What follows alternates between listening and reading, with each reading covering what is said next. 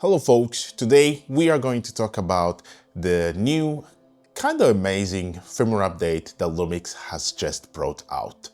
I wouldn't say that is kind of a life-changing firmware update or like super exciting firmware update, but there are quite few exciting things that we need to talk about. We are going to go through all the firmware updates and what it's kind of bringing, and we are going to talk about which cameras these firmware updates are going to come. I'm going to put out another video where I'm going to talk about specifically one that kind of excites me, firmware update that actually came in the S9 and the S5 Mark II and the S5 Mark IIX and so on.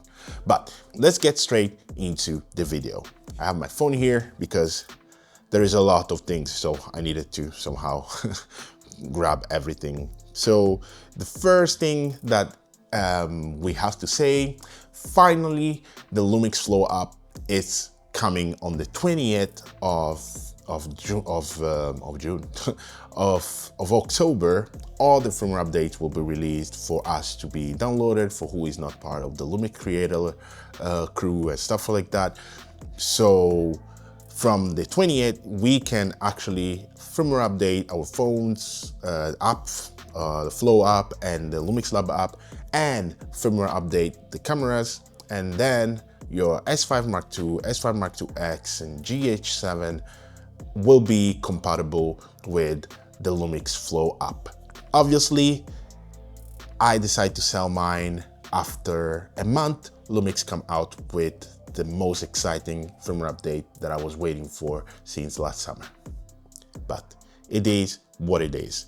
But this firmware update is going to come with a couple of things that they brought to enhance a little bit the capabilities of the Flow app. For example, mirroring to multiple devices. So now what that means is that your phone will be basically functioning as a monitor for the Lumix S5 Mark IIX and the Lumix S5 Mark II and the GH7, and you can simultaneously use another phone or your iPad or a tablet or another iPod, Android device to actually mirror what your phone is mirroring from your camera. So you can basically be using your phone as your own main monitor. So let's say you have, I don't know, the latest iPhone 17 Pro Max that has almost 17-inch of screen, pretty amazing. You can basically send a signal from that monitor that you are using to another device to use it as a monitor. So you can give that to, I don't know, your director, to your client or so on. So that is pretty interesting and pretty cool. The second thing that they have improved from there, it's basically the ability to use the vertical UI. So until now, if you have your phone in horizontal and you turn it in vertical, it wouldn't really work. But now you are able to actually use it so that when it turns vertical, the whole UI will be basically readjusting and reordering to the type of orientation that your phone is in. So that is really amazing. And this is more or less what came in with the Lumix Flow app. And this update will be coming in the S1II and the S1R series of cameras. So the latest cameras that they have released, there will be another firmware update that it will come for those cameras. So you will not be receiving, if you are an owner of an S1 Mark II and the S1 Mark IIe and the S1R Mark II and the yeah, that's it. So basically, if you're an owner of these cameras, you will not be able to use these functions as for now, but then you will be able to use them later on. But you can be able to use these firmware updates already in the S5 Mark II and the S5 Mark IIX from the 20th of this month.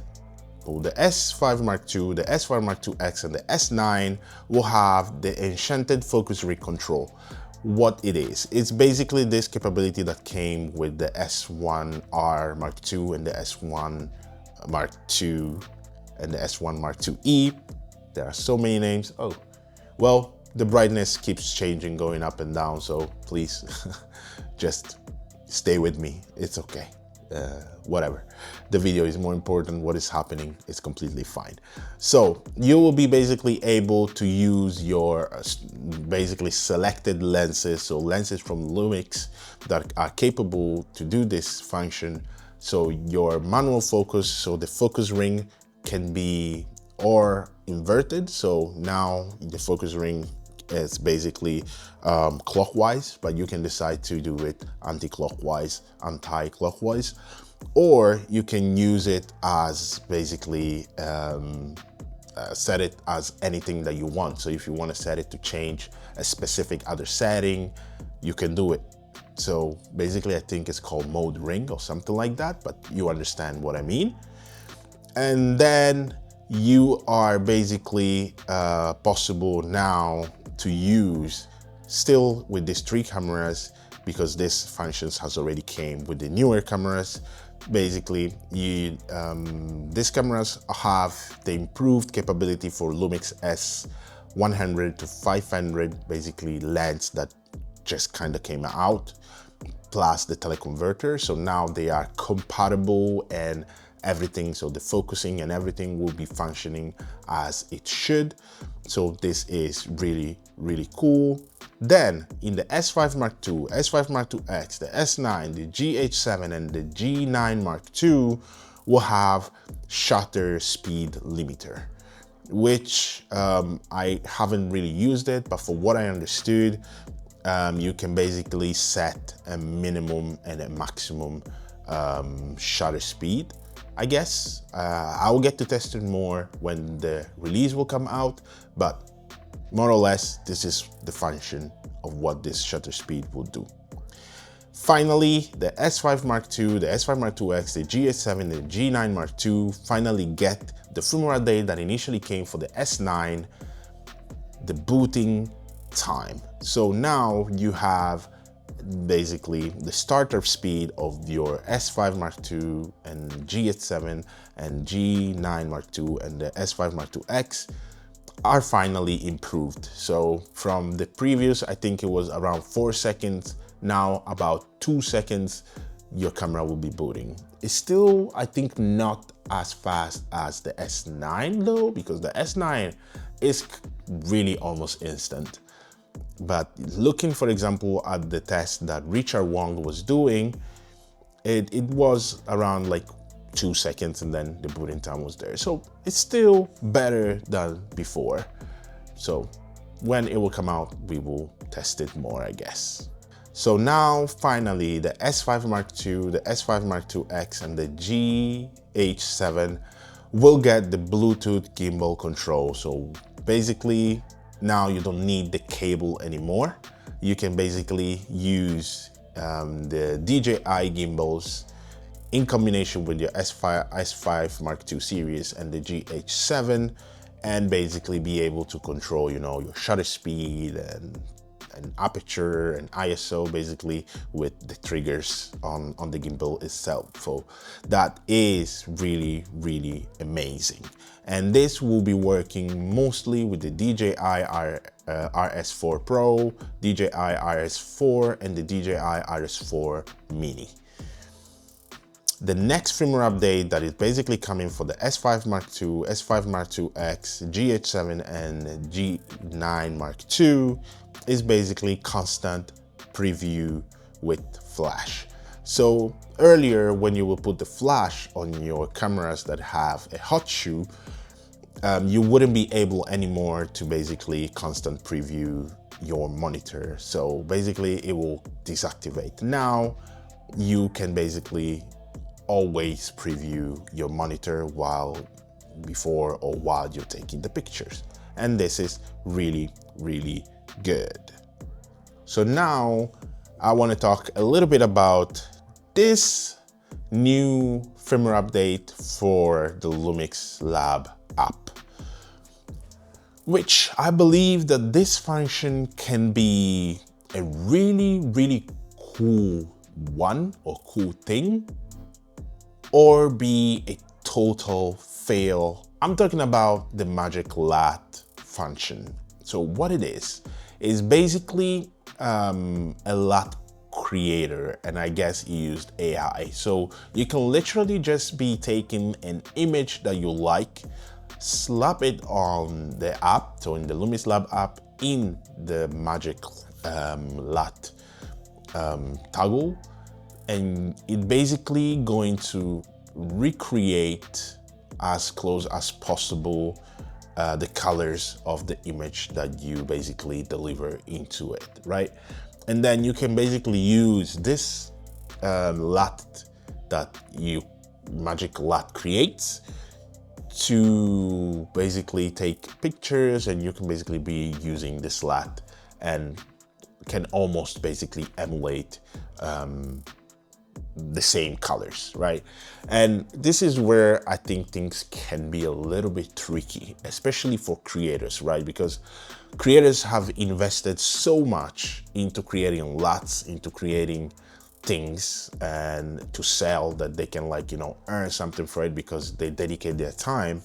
But now we can literally just maybe just take even a screenshot from a creator that you really like his colors, put it in this program, create a LUT, and then you basically have a LUT that usually they will sell for free, right?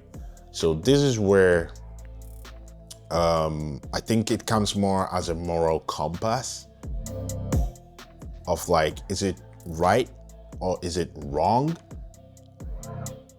Who am I to say it?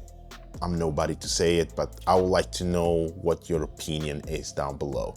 But I am quite excited about this. It's quite a cool one. It's quite an amazing one that gives you somehow the freedom to, you know, use colors that you wouldn't be able to replicate, you know. It's still not perfect because it doesn't really recreate the same feeling or like the same colors, but it's really close for what I've seen until now from some of the people from, you know, the Lumix creator gang or group, however you want to call them. So it is quite exciting. This firmware update is actually really a nice firmware update, and I'm actually quite excited about it. One thing that I would love for Lumix to do that will be really thoughtful, I don't think that will ever happen, but if it happened, it would be really cool.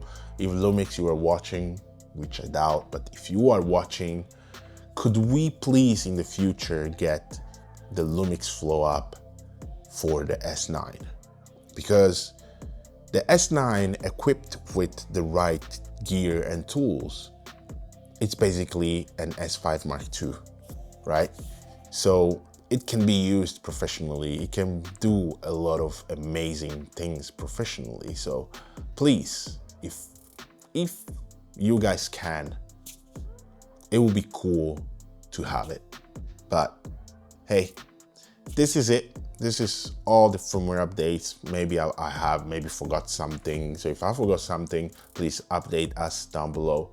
And on the 20th again of October, the firmware update will be out and we can all download it. And when I download it, I will go test them, or at least anything that I can test for the S9, I will do that test and then deliver the result to you guys. So write me down below in the comments what testing you would like me to do with the S9 or with the S5IIX, because I can just borrow it from a friend, really close friend of mine that still has it, and voila. So thank you guys for watching and for supporting. As always, take good care of yourself mentally, physically, and spiritually. I'm going to see you in the next one.